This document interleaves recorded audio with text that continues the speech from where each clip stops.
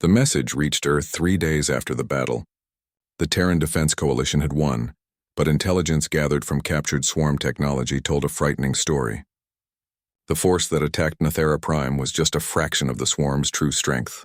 Their main armada consisted of over 15,000 ships, and it was heading for Veltir space. Premier Donghyun Park stood in the communications center beneath Geneva, watching the report from Commander Daeho. Behind him, the Emergency Council had gathered once more. The mood was different now. This was no longer a debate about whether to help. This was about survival. "We need to face facts," General Seohyun said, her voice carrying across the room. "The swarm won't stop with the Veltir. Once they consume that civilization, they'll keep expanding. Eventually they'll reach human space. How long do we have?" Premier Donghyun asked. "If the Veltir fall, perhaps 5 years before the swarm reaches our outer colonies. Maybe 10 before they threaten Earth itself." The Premier turned to address the Council. "Then we don't have a choice. We stop them now at Nethera Prime, or we fight them later at our own doorstep. Seohyun, I'm giving you complete authority. Whatever you need, you have it." The General nodded slowly. "I'll need everything. Every ship we can build or refit. Every Marine we can train. Every weapon we can produce. This will be the largest military mobilization in human history. Then make it happen." Across Earth and all its colonies, the call went out. Premier Donghyun addressed the human species in a broadcast that reached every screen, every device, everywhere humans lived. "Citizens of Earth," he began, his face appearing on billions of displays. 3 weeks ago, we heard a cry for help from across the stars. A peaceful species called the Veltir faced extinction at the hands of an enemy called the Dracoth Swarm. We sent our forces to help them. We won the first battle, but the war has just begun. He paused, letting his words sink in. "The swarm is coming. 15,000 ships, millions of soldiers. If we don't stop them at Nethera Prime, they will eventually reach us. But this fight is about more than survival. It's about showing the galaxy what humanity stands for." 7 species heard the Veltir's call and did nothing. We answered. "Now we must finish what we started." The Premier's expression hardened. "I am calling for full mobilization. We need volunteers for the military. We need factory workers to build ships and weapons. We need every person who can contribute to step forward." The Veltir asked only that someone care they existed. "We will show them, and the entire galaxy, that when Earth makes a promise, we keep it." The response was immediate and overwhelming. Recruitment centers were flooded with volunteers. Young people and old experienced soldiers and civilians who had never held a weapon all came forward. Within a week, Earth's military had doubled in size. Within 2 weeks, it had tripled. Engineer Boram Kim worked in the weapons development lab on Luna Station. She was 31 years old and had spent her entire career designing defensive systems. Now she had a new project: finding a way to kill the swarm more efficiently. The captured swarm technology sat in her lab, pieces of the organic ships and dead soldiers preserved in containment fields. Boram studied them obsessively, taking them apart molecule by molecule. The swarm's hive mind fascinated and horrified her. Each individual creature was connected to all the others through quantum entanglement, creating a consciousness that spanned entire fleets. "If they're all connected, then they all share the same weakness," she muttered, staring at data streaming across her screens. She spent 3 days without sleep, running simulation after simulation. Finally, she had it. The disruptor, she called it. A weapon that sent out a specific quantum frequency, severing the connections between swarm units. Cut off from the hive mind, the individual creatures would become confused, disoriented, easy to kill. "It will work," she told General Seohyun during a video conference, "but we need to build them fast. Every ship should have at least 3. "You'll have all the resources you need," the general promised. "Build as many as you can."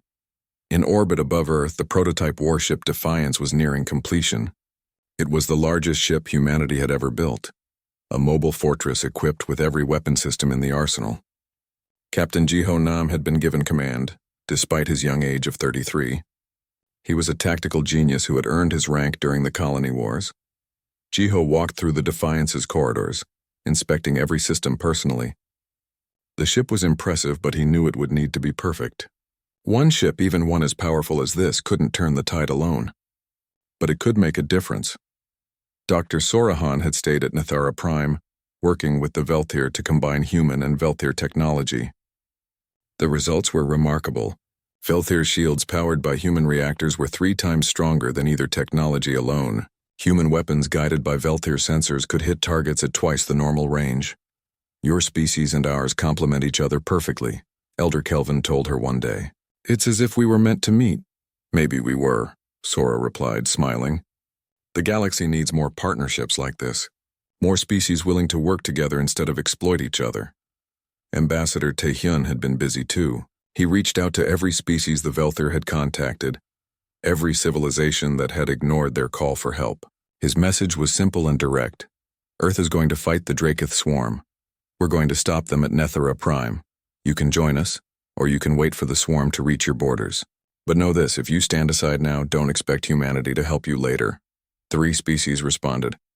The Kelvani, reptilian traders who realized the swarm threatened their commerce routes. The Ithros, insectoid engineers who wanted to study swarm technology. The Marani, aquatic beings who had lost a colony to the swarm years ago and wanted revenge. It wasn't much, but it was something. The alliance was forming. Back on Earth, in the training centers that had sprung up on every continent, new Marines learned to fight. Drill instructors pushed them hard, knowing that every mistake in training was a life saved in battle. The recruits came from everywhere. Farmers and factory workers. Students and teachers, all of them united by a single purpose. Corporal Minho, recovered from his injuries on Nethera Prime, volunteered to help train the new soldiers. He told them about the swarm, about facing the enemy in close combat, about the fear and the courage required to stand against it. You'll be scared, he told a group of young recruits one day. I was scared. Everyone is scared, but you'll fight anyway because that's what humans do. We protect those who can't protect themselves. One of the recruits, a young woman barely 20 years old, raised her hand. Corporal, why are we really doing this? Why risk everything for aliens we don't know? Minho thought about the young Velthir he had saved, about its crystalline form pulsing with light as it looked back at him. Because someone has to. Because if we don't, who will? The galaxy is full of species who only care about profit and power. Humanity can be different. We can be better. General Seo-hyun watched it all from her command center, coordinating the massive effort. Ships were being built in orbit. Weapons were rolling off assembly lines. Soldiers were training day and night. In 6 weeks, Earth had transformed from a peaceful confederation into a war machine. But she knew it might not be enough. 15,000 swarm ships, even with allies, even with new weapons and combined technology. The odds were terrible. They would need strategy, courage, and more than a little luck. She opened a secure channel to Commander Daeho. How are things on your end? The defenses around Nethera Prime are improving, Daeho reported. The Velthir are learning fast. They're not warriors, but they understand now what's at stake. The reinforcements will leave in 3 days. 500 ships, including the Defiance. I'm coming with them. Daeho's eyebrows rose. General, you don't need to be on the front lines. Yes, I do. If I'm asking 500,000 people to risk their lives, I need to be there with them. This is humanity's moment, Daeho. Win or lose, the galaxy will remember what we did. Then we'd better make sure we win. Across Earth, the factories worked around the clock. Engineer Borum's disruptors were being installed on every ship. The Velthir shields were being integrated into human vessels. The Alliance fleets were gathering at designated coordinates. And in a quiet moment, Premier Dongyun stood alone in his office, looking at a hologram of Nethera Prime. He thought about the choice they had made, about the price already paid and the price yet to come. We heard you, he whispered to the distant planet, and we're coming. All of us. The largest fleet humanity had ever assembled prepared to depart. 500 warships, 400,000 Marines, new weapons and new allies, the might of Earth, forged in the fires of determination and compassion, ready to prove that humanity belonged among the stars. The massive space station floated in the darkness of space, orbiting a small moon called Tertius Prime. The station was called Confluence Station, and it was the biggest trading place in the entire galaxy. Today, something special was happening. Aliens from 47 different worlds had gathered in the Grand Exhibition Hall for the annual Predator Exchange. Hyunwoo stood near the human section of the hall. He was young, only 26 years old, but he had trained for 2 years to be here. His hand rested on top of a large metal container. Inside that container was a tiger. Not just any tiger, but a Siberian tiger weighing 400 kilograms. The tiger's name was Khan, and he was sleeping peacefully after the long journey from Earth. The hall was enormous. The ceiling stretched high above, made of glass and metal that sparkled under bright lights. Everywhere Hyunwoo looked, he saw different aliens. Some walked on 2 legs like humans. Others crawled on 6 or 8 legs. Some floated in special tanks filled with liquid, and each group had brought their world's most dangerous predator. Hyunwoo watched as the Vexari delegation unveiled their creature. The Vexari were tall, thin aliens with blue skin. Their predator was called a thornback ripper. It stood 3 meters tall on 6 thick legs. Its body was covered in black armor that looked like polished stone. When it opened its mouth, massive jaws clicked together with a sound like metal hitting metal. The crowd made noises of approval and fear. Ji-won stood beside Hyunwoo. She was the team's scientist and expert in alien biology. She typed notes into her tablet computer. "That thing is impressive," she whispered. "Its armor can probably stop laser weapons. But wait until they see what we brought." Next came the Kelthuri. They were short, gray aliens who lived underwater on their home world. They had brought a creature called a depth screamer. It looked like a huge fish with too many teeth. The aliens explained that the depth screamer could make special sounds that turned its prey's insides into liquid. The creature swam in a large tank of water, and even through the glass everyone could hear its terrible screaming sound. Then the Ralthorians presented their predator. The Ralthorians looked like birds but walked on 2 legs and had hands. Their creature was a sky terror, a flying monster with wings 12 meters wide. Its claws dripped with poison that could paralyze anything it touched. When it screeched, several smaller aliens moved away in fear. Each alien species bragged about their predator. Each one claimed their creature was the most dangerous. The hall filled with roars, screams, and the hum of the energy fields that kept the predators contained. Hyunwoo felt nervous but also proud. Earth's predator would surprise everyone. A loud voice echoed through the hall. It belonged to Coordinator Vesh, the alien in charge of the entire event. Vesh was tall and looked like a giant insect. He had 6 legs and a hard shell. When he spoke, a computer translated his clicking sounds into words everyone could understand. "Humans," Vesh called out. "You are new to the confluence. You have only been part of our galactic community for 15 years. What predator does your world offer for us to see?" Hyunwoo stepped forward. His boots made clicking sounds on the smooth floor. Behind him, 2 other handlers moved toward the container. Their names were Tae-yang and Sora. Tae-yang was strong and muscular. Sora was small but quick. They had all trained together with Khan for many months. "We bring a predator from Earth," Hyunwoo said clearly. His heart was beating fast, but his voice stayed steady. "This creature is a carnivore. That means it only eats meat. It hunts alone. It needs no pack, no group, no help. On our world, it is an apex predator. That means nothing hunts it. It has lived on Earth for millions of years." Tae-yang entered a code into the control panel. The container's walls made a hissing sound and began to fold down. All the aliens leaned forward to see. They were curious about these humans who had only recently joined the galactic community. What kind of predator could a young species possibly have? The tiger emerged slowly and carefully. Khan stretched his body and every muscle moved under his orange and black striped fur. He was beautiful and terrifying at the same time. He opened his mouth in a yawn, showing fangs as long as a man's finger. Then he sat down and looked around the room with golden eyes that seemed to see everything. The reaction was immediate. The thornback ripper, which had seemed fearless, took 3 steps backward.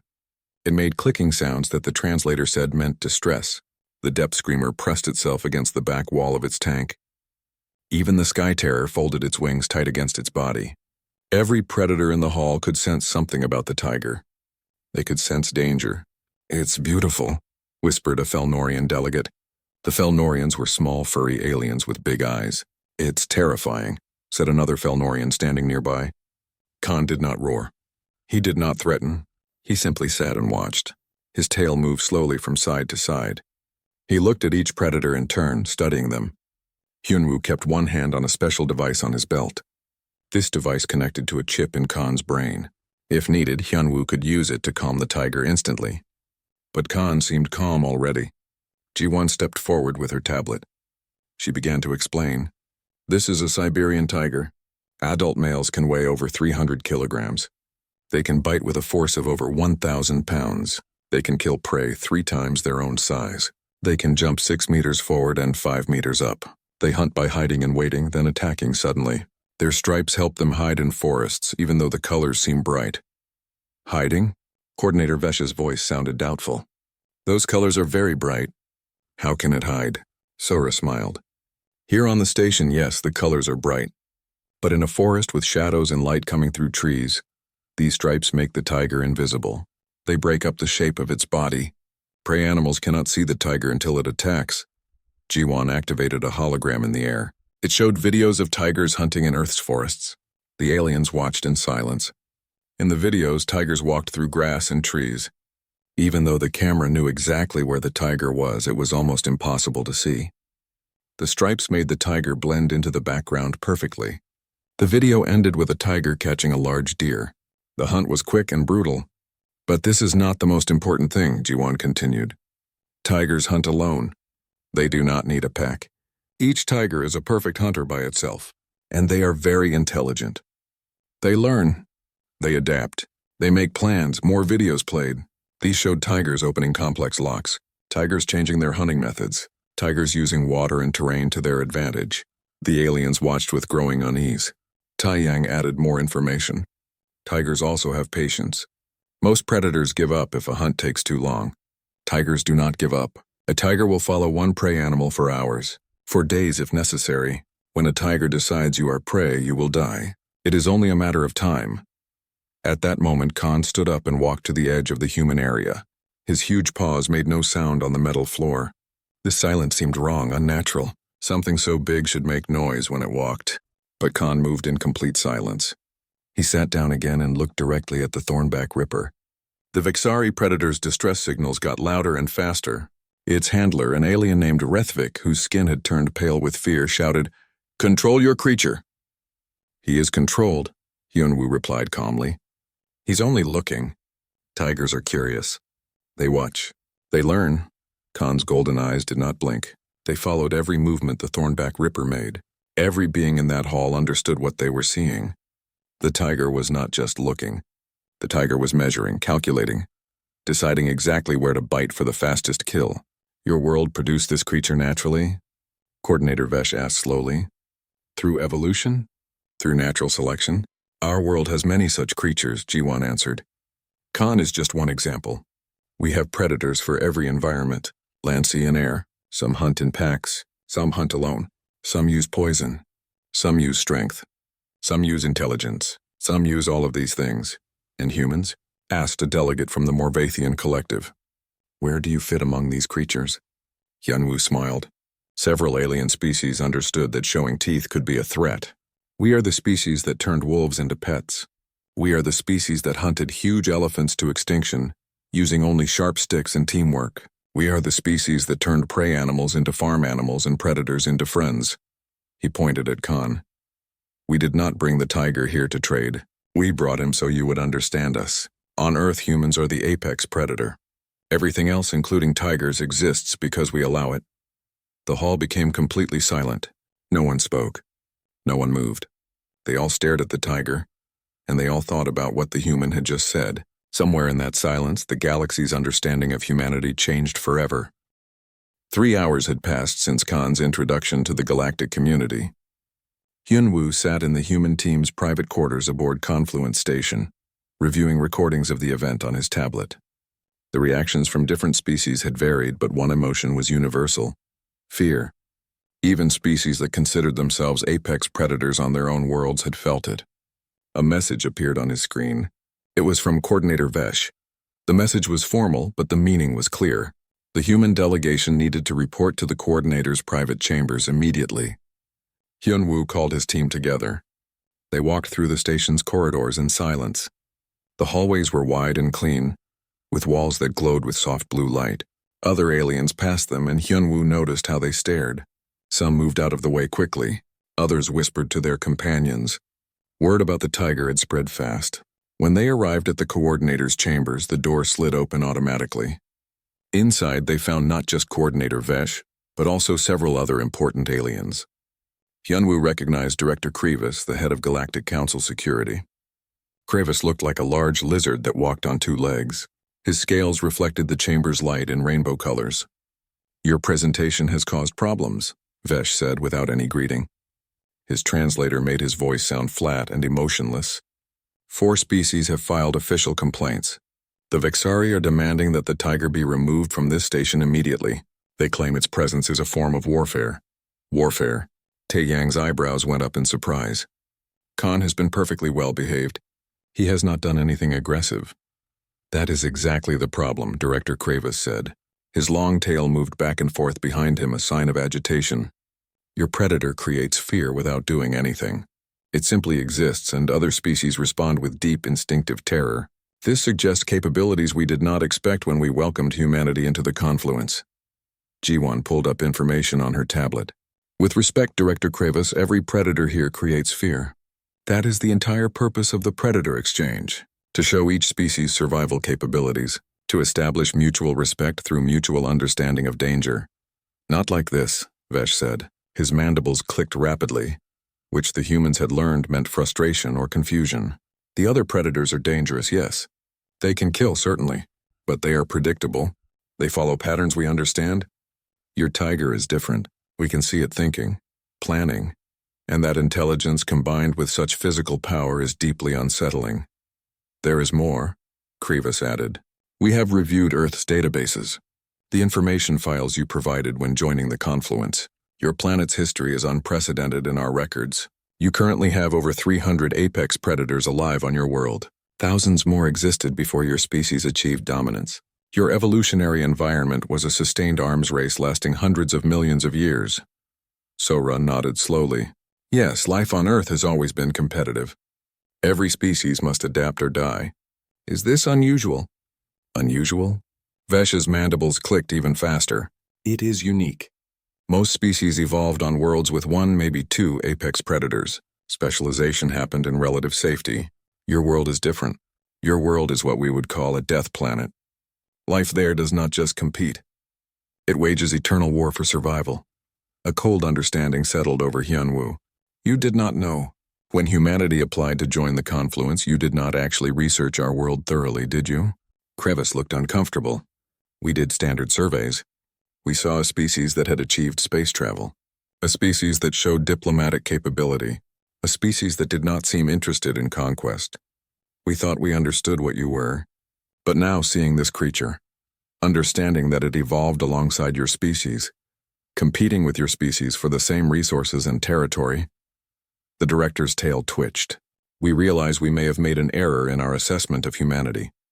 An error? Jiwon's voice became hard. Are you saying humanity should not have been admitted to the confluence? I am saying, Kravis replied carefully, that we need to reassess. The predator exchange exists to prevent conflict, to show each species that every other species has natural defenses and natural weapons, that each species should be respected rather than challenged. But humanity's predator does not suggest defense. It suggests offense. Persistent, intelligent, patient offense. And there is something else, Vesh added. We reviewed more of your historical data, more carefully this time. Humans do not just share your world with tigers. You share it with tigers, wolves, bears, crocodiles, sharks, poisonous snakes, poisonous spiders, poisonous fish, pack-hunting cats, pack-hunting dogs, and dozens of other species. Species that would be considered apex predators on any other world, and somehow you became dominant over all of them. Taeyang crossed his arms over his chest. Are you suggesting we are a threat to the confluence? We are suggesting, Kravis said slowly, that we do not understand how dangerous you might be. And from a security standpoint, that uncertainty is unacceptable. We cannot have an unknown threat in our community. Hyunwoo took a deep breath. All eyes turned to him. Then let me offer you certainty, he said quietly but firmly. You want to know what humans are capable of? I will tell you. We are capable of great compassion. Khan the tiger you fear? He was born in a conservation facility. His species was nearly driven to extinction. Humans destroyed their habitat. Humans hunted them, but then we saved them. We rebuilt their populations. We protect them now even though they sometimes kill us. He met Kravis's reptilian gaze directly. We are also capable of great ruthlessness. When threatened, humans do not make displays. We do not show off. We eliminate the threat efficiently and permanently. But here is what you need to understand. We chose compassion. We chose to build rather than destroy. We chose to join your confluence and offer cooperation instead of conquest.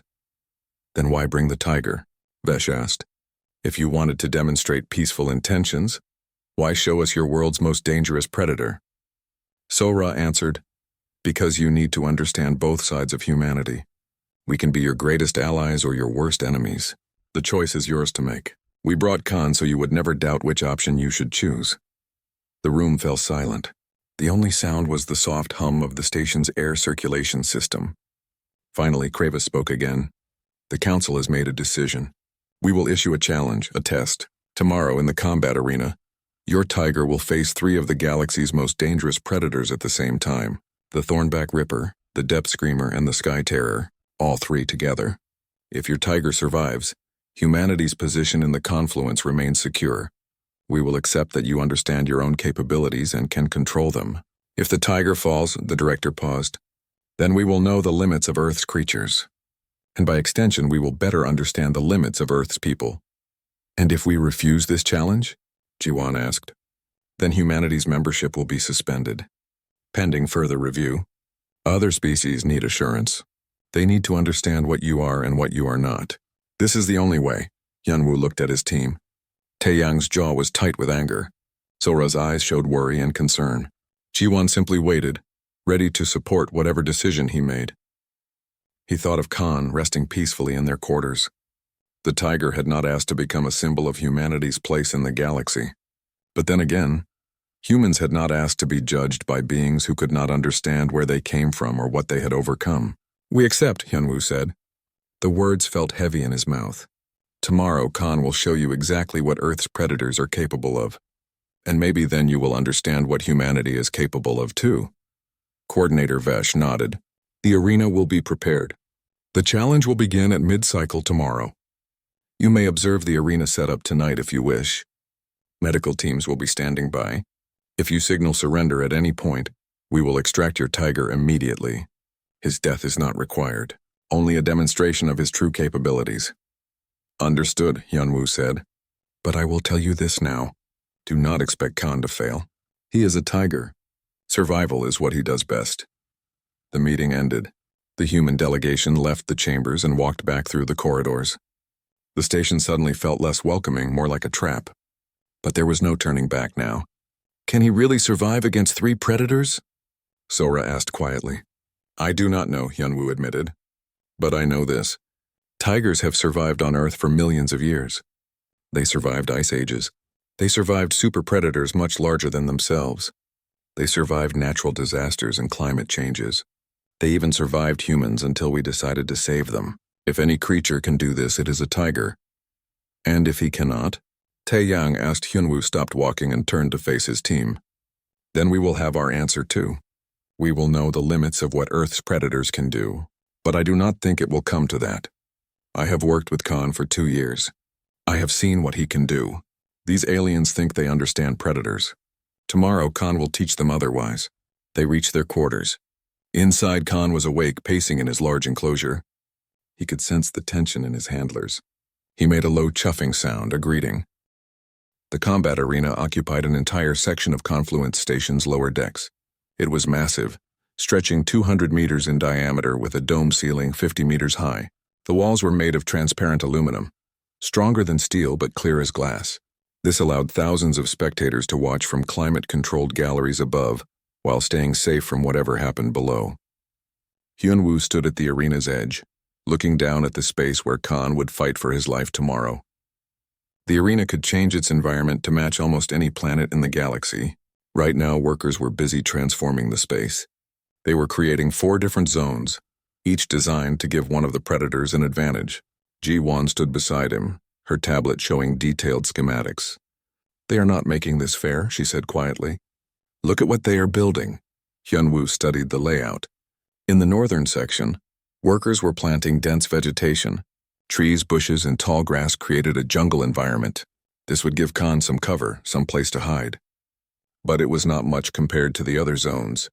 The eastern section was being filled with water. Huge pipes pumped thousands of liters into a pool that would be 10 meters deep. This was the Depth Screamer's home environment. In water, the aquatic predator would be nearly unstoppable. Its sonic attacks would be even more powerful underwater. The southern section remained open ground, flat empty space with nowhere to hide. This benefited the Sky Terror, which needed room to fly and maneuver. With 12-meter wings, the flying predator would dominate the open areas. The western section featured rocky outcroppings and stone formations.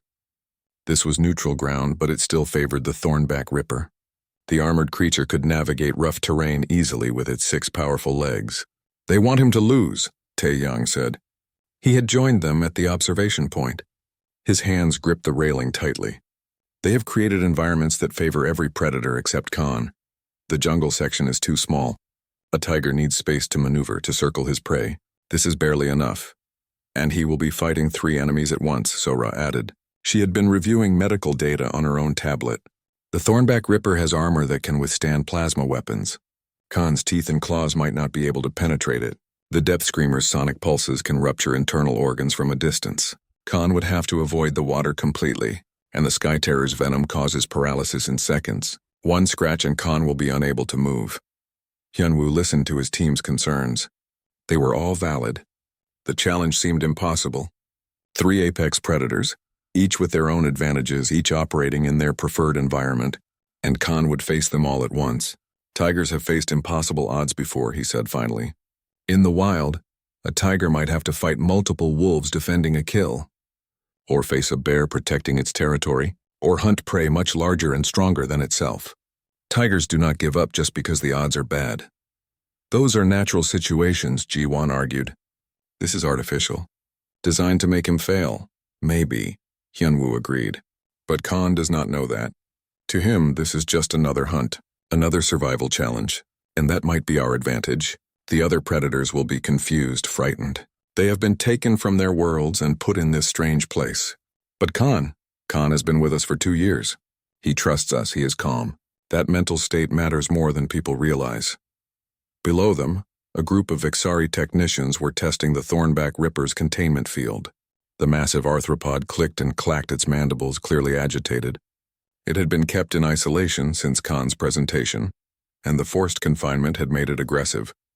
Further away, the Depth Screamer's tank was being prepared for transport to the water zone. Even from a distance, Hyunwoo could hear its terrible screaming. The sound made his teeth hurt and his stomach feel sick. He could not imagine what it would be like for Khan, with his much more sensitive hearing. The Sky Terror was being kept in a separate chamber. Through the windows, Hyunwoo could see it flying in circles, its massive wings beating against the air. Drops of venom fell from its talons, sizzling when they hit the floor. The handlers wore protective suits and moved very carefully around it. "I want to see Khan," Hyunwoo said suddenly. "Before tomorrow. I want to spend time with him." The team returned to their quarters. Khan was awake, lying in his enclosure and watching them with those intelligent golden eyes. When Hyunwoo approached, the tiger stood and walked to the transparent wall. He pressed his face against it and Hyunwoo matched the gesture from the other side. "Tomorrow will be difficult," Hyunwoo said softly. Khan could not understand the words, but he could understand the tone, the emotion behind them. "I wish I could tell you why this matters. I wish I could explain that you are not just fighting for yourself. You are fighting for all of humanity's future in the stars." Khan made a low rumbling sound in his chest. Not quite a growl, not quite a purr. It was a sound tigers made when they were content but alert. Hyunwoo had heard it many times during their training sessions. Sora checked Khan's vital signs using sensors built into the enclosure. His heart rate is normal. Blood pressure is good. He is healthy and strong. Physically, he is ready. "What about the behavioral regulator?" Tae-Young asked. "Will you use it during the fight?" Hyunwoo had thought about this question all day. The behavioral regulator was a small device that connected to a chip implanted in Khan's brain. It was completely humane, causing no pain, but it could influence Khan's emotions, calming him down or making him more alert. In emergencies, it could even put him to sleep instantly. "No," Hyunwoo said. "I will not use it." "That is risky," Ji-won said. "If something goes wrong, if Khan panics or gets confused, the regulator could save his life. And if I use it, everyone will know," Hyunwoo countered. "They will say the tiger only survived because we controlled him artificially. They will say it does not count. No, Khan must face this challenge as he truly is, a wild predator, making his own decisions, using his own instincts. That is the only way this demonstration will mean anything. The team fell silent. They knew he was right even if they did not like it. That night, Hyunwoo could not sleep. He lay in his bunk staring at the ceiling, thinking about everything that could go wrong. He thought about Khan dying in that arena. He thought about the political consequences if they failed. He thought about humanity being expelled from the confluence, isolated in space, forever marked as a species too dangerous to trust. But he also thought about Khan's strength, his intelligence, his patience. Tigers had not survived millions of years by being weak or stupid. They had survived by being perfect predators, by adapting, by learning, by never giving up. At some point, Hyunwoo finally fell asleep. He dreamed of Earth's forests, of Khan running free, of a world where tigers did not have to fight in arenas to prove their worth. When he woke, it was morning. The day of the challenge had arrived. The team gathered early. They ate breakfast in silence. Each of them was lost in their own thoughts, their own worries. Finally, it was time to move Khan to the preparation chamber adjacent to the arena. Khan walked calmly on his leash, his massive paws silent on the corridor floors. Other aliens pressed themselves against walls to let him pass. Some made sounds of fear. Others simply stared. Khan ignored them all, his attention focused forward. The preparation chamber was a large room with reinforced walls. A huge door led directly to the arena. Through windows, they could see the galleries filling with spectators. 10,000 beings from across the galaxy had come to watch. Some wanted to see the tiger triumph. Most expected to see him die. Coordinator Vesh entered the chamber, flanked by guards. The arena is ready. The other predators are in position. Before we begin, I must ask one final time. Are you certain about this? This is not a hunt. This is survival combat. The other predators will fight until your tiger is dead, or they are eliminated. There is no referee, no rules beyond survival. You can still withdraw. We are not withdrawing, Hyunwoo said firmly. Very well. Vesh turned to leave, then paused. For what it is worth, I hope your tiger survives. Not because I want humanity to remain in the confluence, but because such a magnificent creature deserves to live, regardless of what world it comes from. Then the coordinator was gone. The preparation chamber door sealed shut. It was just the human team and Khan now. Hyunwoo knelt beside the tiger. He removed the leash. He removed the behavioral regulator from his belt and set it aside. Khan was now completely free, operating on instinct alone. You are a tiger, Hyunwoo whispered, running his hand through Khan's thick fur one last time. You are an apex predator. You are the result of millions of years of evolution. You are perfect at what you do. Now go out there and show them. Show them all what Earth's predators are made of. Khan looked at him with those ancient golden eyes. Then the tiger turned toward the arena door. His muscles tensed. His ears swiveled forward. His tail went still. The door opened with a hiss of hydraulics. Khan walked into the arena, and the battle for humanity's future began. The arena had become a different place. What started as a challenge designed to prove the limits of Earth's predators had transformed into something else entirely. A demonstration, a lesson. 10,000 beings from across the galaxy watched as a single tiger systematically dismantled 3 of the galaxy's most dangerous creatures using nothing but intelligence, patience, and millions of years of evolutionary perfection. Khan moved through the arena like a ghost. He was visible for seconds at a time, then gone. The thornback ripper tried to corner him against the water zone, its 6 legs carrying it forward with heavy determination. But Khan was never where the ripper expected. He appeared behind the armored predator, then to its left, then circling back through the rocks. Each time he was testing, watching, learning. The ripper's armor was impressive.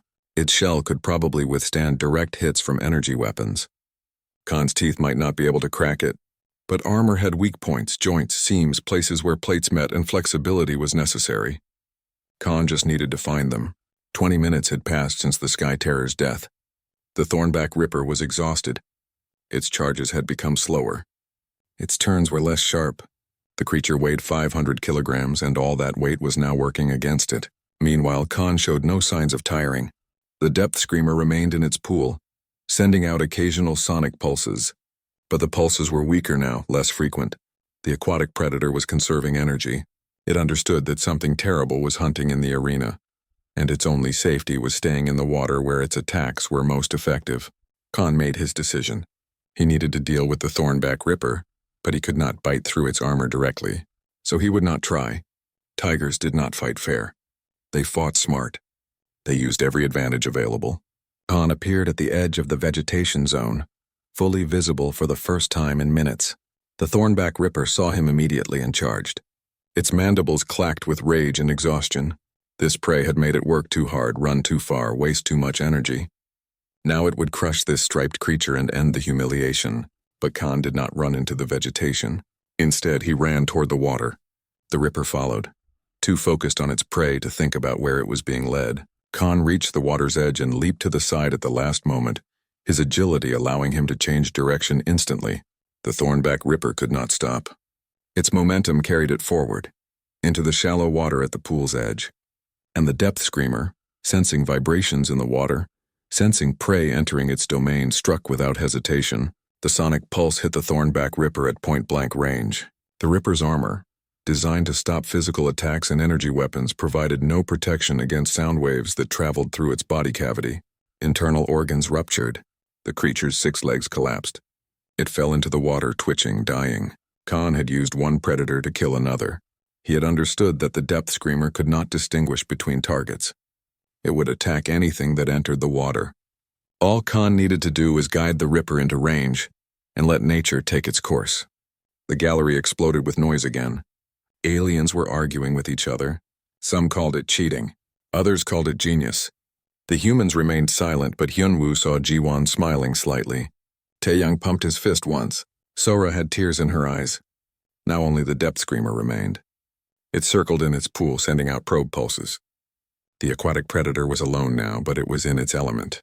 In the water, it was nearly invincible. Its sonic attacks could turn Khan's internal organs to liquid if he came too close. Khan sat down at the water's edge and began grooming himself. He licked his paws. He cleaned his face. He acted as if the depth screamer did not exist. Minutes passed, 5, 10, 15. The depth screamer grew agitated. Its sonic pulses came faster, stronger. But Khan remained just beyond their effective range, calmly washing his fur. "What is he doing?" someone in the gallery asked. "He is waiting," Jiwon explained, her voice carrying through the human section. "The depth screamer is an ambush predator. It needs prey to enter the water. But Khan has no reason to engage. He has already won. He eliminated 2 predators. The third cannot leave the water without becoming vulnerable. Khan can wait forever." The truth of her words settled over the arena. Khan had no reason to risk himself against the depth screamer. The challenge was to survive, not to kill all 3 predators. By forcing a stalemate, Khan had achieved victory. Coordinator Vesh's voice echoed through the arena's speakers. "The demonstration is concluded. The human predator has eliminated or neutralized all opponents. Handlers, retrieve your creatures." The gallery erupted one final time, but now the sound was different. It was not fear or shock. It was something closer to respect, and perhaps a small amount of awe. Hyunwoo, Jiwon, Taeyang, and Sora entered the arena through the handler's access point. Khan saw them and stood, his tail swishing with what they recognized as contentment. He walked toward them calmly, as if he had just finished a routine training exercise rather than fighting for his life against 3 apex predators. Hyunwoo knelt and wrapped his arms around Khan's neck. "Good boy," he whispered. "Very good boy. You showed them. You showed them all." Khan made that low, rumbling sound, the one that meant he was content. He pressed his massive head against Hyunwoo's chest. To the tiger, this had just been another challenge. Another hunt. Another day of doing what tigers did best: survive. The following day, the entire human delegation stood before the Galactic Council in the Grand Chamber. All 47 species had sent their representatives. The atmosphere was tense but different from before. There was less fear now. More curiosity, more respect. Coordinator Vesh addressed the assembly. "We called this session to discuss Earth's membership in the Confluence. Yesterday's demonstration provided significant information about Earth's evolutionary environment and the capabilities that environment produces. Debate is now open." Director Kravis stood. "The human predator demonstrated abilities that exceeded all our projections. Physical power, strategic intelligence, environmental adaptability, patience and planning that suggests Earth's evolutionary pressures were more extreme than any world we have previously encountered. However, these same qualities suggest that humanity itself likely possesses similar traits. We must consider what this means for the confluence. Murmurs of agreement spread through the chamber, but they were quieter now, less panicked. Jiwon stepped forward. Director Krivas, may I address the council? Vesh gave permission with a gesture. You are correct that Earth is a dangerous world, Jiwon said clearly. Our predators are formidable. Our evolutionary history was violent and competitive. But you are looking at yesterday's events from the wrong perspective. Yes, Khan killed 2 predators and forced the 3rd into stalemate. But did anyone notice what he did not do? Silence fell over the chamber. He did not kill unnecessarily, Jiwon continued. When the depth screamer stayed in the water, Khan could have found a way to eliminate it. He could have waited for handlers to enter and used the distraction to attack. But he stopped. He achieved his objective, which was survival, and then he stopped. That restraint is not natural predator behavior. That is something we taught him. Tai Yang added, every predator on Earth that interacts with humans learns the same lessons. Power must be balanced with control. Strength must serve a purpose beyond simple dominance. Khan is powerful enough to kill any of us in seconds, but he chooses not to, because we raised him to understand cooperation, to understand boundaries, to understand that true strength includes knowing when not to use violence. And that, Hyunwoo said, is what humanity brings to the confluence. Yes, we come from a death world. Yes, we evolved alongside creatures that would terrify most species. But that is exactly why we value peace. We understand the cost of endless conflict. We have seen what happens when predators fight without purpose or restraint. We chose a different path. Sora activated a holographic display. It showed scenes from Earth. Humans working with dogs in rescue operations. Humans protecting endangered species. Humans mediating conflicts between nations. Humans building space stations and exploring peacefully. We domesticated wolves into friends. We saved species from extinction, including species that sometimes kill us. We built civilizations based on cooperation rather than conquest. We are predators, yes, but we are predators that learn to think beyond survival. We learned to build, to create. To protect a delegate from the Felnorian Compact stood. These are good words. But how can we be certain you will not view us as prey once you gain more influence in the confluence? Because we do not need to, Hyunwoo replied. Earth has resources. Earth has advanced technology. Earth has 7 billion humans who could focus on conquest if we chose that path. But we are here instead, asking to trade, asking to learn, asking to cooperate. We brought Khan to your predator exchange not as a threat. We brought him as an introduction. This is what we evolved alongside. This is what we overcome every day. If we can live peacefully with tigers, we can certainly live peacefully with you. The chamber grew quiet as delegates discussed among themselves. Translators worked rapidly to convey subtle meanings between different species.